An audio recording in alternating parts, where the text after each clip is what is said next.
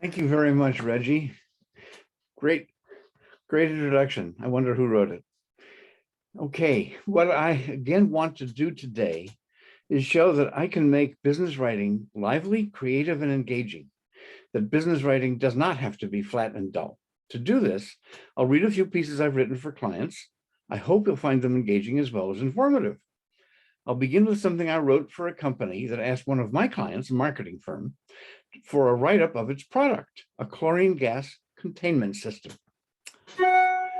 For any community that is home to a water treatment plant, chlorine gas safety is critical. It may seem paradoxical, but chlorine, the substance that ensures the safety of our domestic water supply and the health of everyone who depends on it, is highly toxic in its gaseous form. That's why chlorine gas safety is of paramount importance to water treatment plant operators and the municipal governments that oversee them. Today, with the apparent rise in the frequency and intensity of natural disasters, wildfires, storms, floods, it's understandable that plant operators are more concerned than ever about Mother Nature's potential to threaten chlorine gas safety. The bottom line is ensuring that chlorine gas will never escape. The object is to guarantee 100% containment of the chlorine before it is fed into the water purification process, where it's transformed into germ killers that are harmless to people and pets. The potential for leaks must always be taken seriously. Until recently, chlorine safety depended on the 24/7, 365 presence in a water treatment plant or other facility of a hazmat team ready to promptly handle any gas leak. Users can never risk the hazard that a chlorine leak would present. Clearly, the most effective chlorine gas safety procedure is to contain any leak by double enclosing the gas cylinders in a larger airtight secondary enclosure that traps any gas that somehow escapes the cylinder. The containment vessel is the ultimate guarantee of chlorine safety.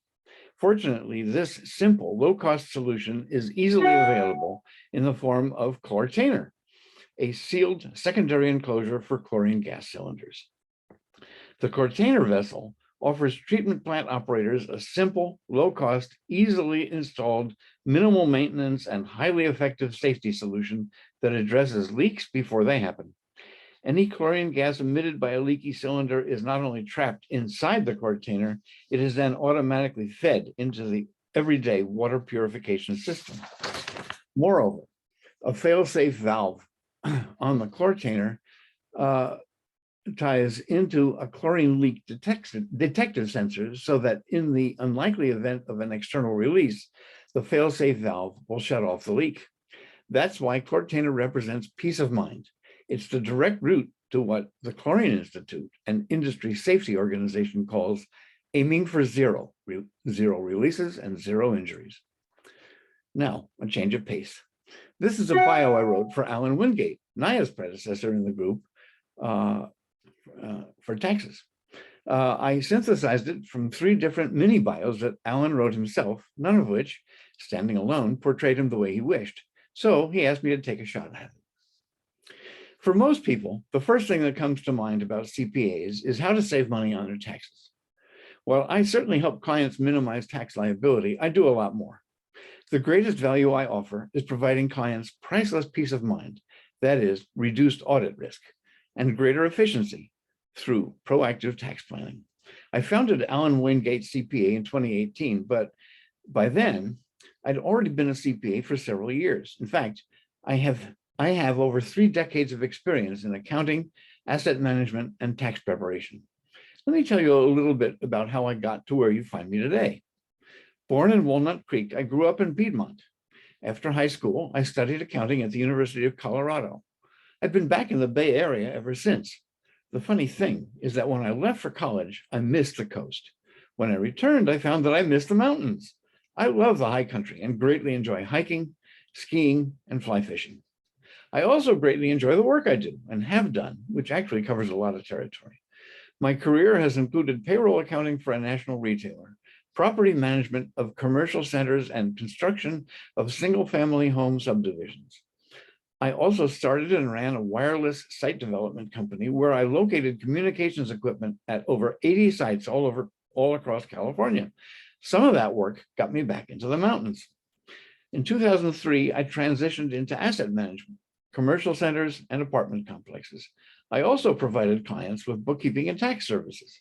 I moved to Santa Rosa in 2007 and now live in Windsor with my wife, Kathy, and stepdaughter, Grace. After working a number of years at local accounting firms, in 2018, I founded Allen Wingate CPA.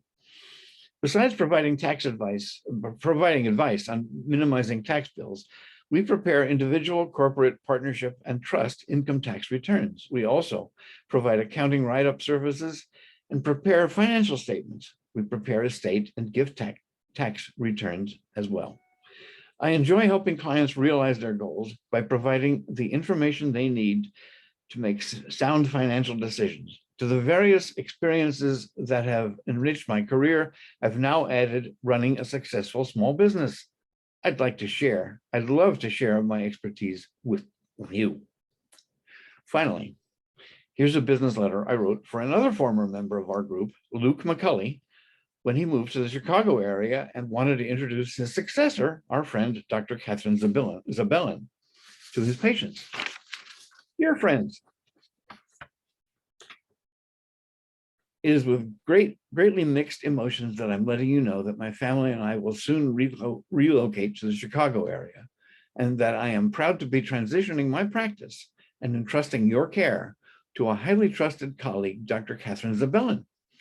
I'll tell you a bit more about our move to Illinois in a few moments, but before I do, let me give you the nuts and bolts of the impending change, as well as a proper introduction to Dr. Zabelin. Dr. Zabelin will be taking over my practice as of next Thursday. In anticipation of this shift, she has been shadowing me for the past several weeks. In fact, some of you have already met her. Let me tell you a little bit about Dr. Zabelin. Until her recent move to Santa Rosa to prepare to take over this practice, Dr. Zabelin has been practicing in San Francisco. Like me, she is an experienced, expertly trained NUCCA chiropractic practitioner. In fact, it's her father, Dr. Michael Zabelin, one of the country's most distinguished NUCCA practitioners, who's been my mentor in NUCCA care. Needless to say, he has also been Catherine's mentor. Thanks to my professional relationship with Dr. Zabelin's father, I have known her for years, and I can assure you that with this transfer, I am leaving all of you, my friends and patients, to the very best of hands. Doing so, ensuring that our community continues to enjoy access to top quality NUCCA care has been my top professional priority ever since my wife and I decided to leave for Illinois. You may be wondering why we've chosen to leave wonderful Sonoma County for the less noteworthy attractions of the Midwest. The answer will be familiar to many of you with aging parents. Family. I grew up in Illinois, and much of my family, including my mom and dad, remains there. That's why we're preparing to drive 2/3 of the way across the country. We leave in mid-October. I want to thank each and every one of you who have entrusted your care to me. I look forward to hearing about your continued health journey under Dr. Zabelin's care. I'll miss you.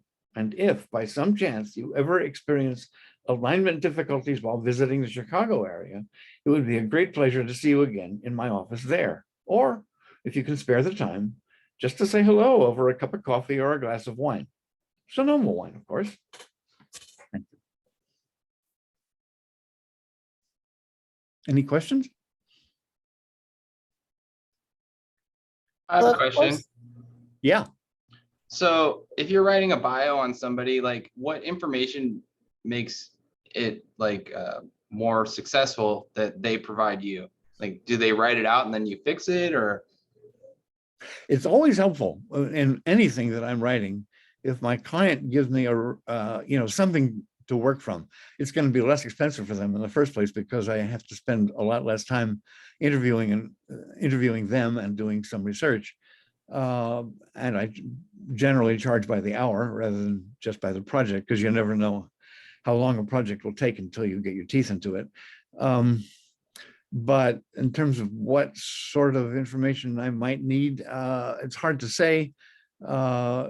Basically, I'd begin by chatting with them, or maybe even before that, if they have something already, maybe an old bio that needs updating or something that just like in Alan Wingate's case, he didn't think it did the trick, any of the three that he'd taken a crack at in the earlier, then I would look at them, and that will raise questions in my mind, and we can talk about that, and I would take it from there.